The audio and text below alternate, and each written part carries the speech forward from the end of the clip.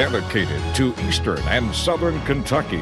This is WYMT Mountain News This Morning.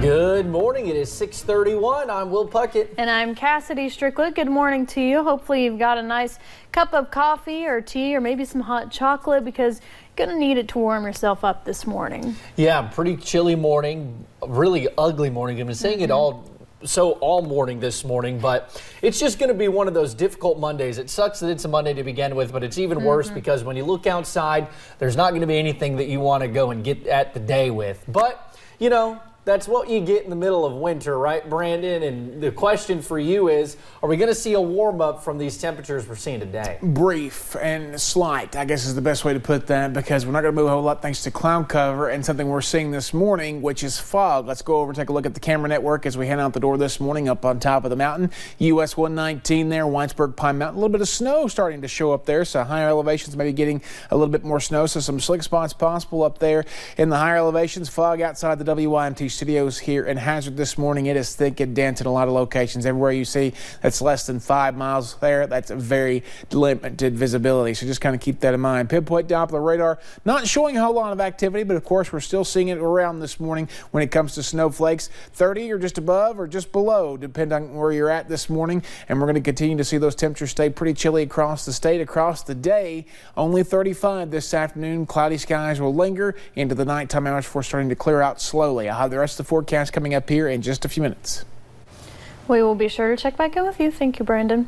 Well, leading our 6:30 half hour, 3 suspects are on the loose in Utah after a shopping center shooting. Cassidy, it happened at Fashion Place Mall in Murray on Sunday. Again, this is in Utah, not Kentucky. Police believe the shooting was gang related, but they have not yet been able to track down the suspects.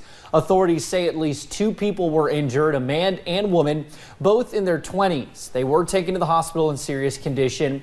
The shopping center was closed Sunday after the shooting. The investigation continues. Meanwhile, a police officer in Birmingham, Alabama was killed and another was injured while investigating a car burglary early Sunday morning. Authorities say 2 people suspected of breaking into cars were confronted by an undercover officer and an ununiformed sergeant around 2 a.m. According to police, one of the suspects pulled out a gun and began shooting, killing the sergeant and critically injuring the undercover officer. Both suspects were taken into custody. One was also injured in the shooting. The Alabama State Bureau of Investigation is looking into the incident. The 21-year-old accused of kidnapping Jamie Kloss and killing her parents is due in court later today. Jake Patterson is accused of keeping the 13-year-old captive for 3 months after killing her parents. He faces preliminary charges of intentional homicide and kidnapping. Authorities do not think Patterson had any help committing the crime. Right now, they are trying to piece together what happened. We're looking for receipts where the suspect may have been over the last 88 days.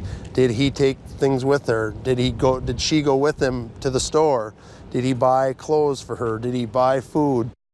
Now, authorities say Patterson worked briefly at the same facility as the Kloss parents about 3 years ago, but quit after just a single day. In the meantime, Jamie Kloss's relatives are happy to have her back home and safe. Well, police in Laurel County arrested 2 men during a traffic stop. Police arrested Robert Cohorn Saturday night. Police say Cohorn is a parole violator from West Virginia and also had several outstanding bench warrants in Kentucky.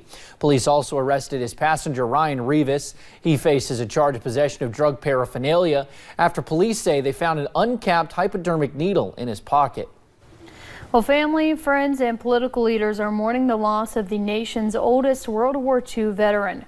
Richard Overton died in Austin, Texas, Thursday afternoon at the age of 112. He was also the oldest living man in the United States. Overton volunteered for the Army in 1942 and joined an all-black aviation engineering unit. He later served throughout the Pacific, including at Okinawa and Iwo Jima. Overton said in recent years God gave him a long life, but he still enjoyed some vices, including the occasional sip of whiskey and puffs on a cigar. In response to his death, Texas Governor Greg Abbott called Overton an American icon and Texas legend. The longest government shutdown in history is now in its 24th day, and neither side appears ready to budge on funding a southern border wall. As CBS's Mark Liverman reports, the shutdown is affecting another port of entry, airports.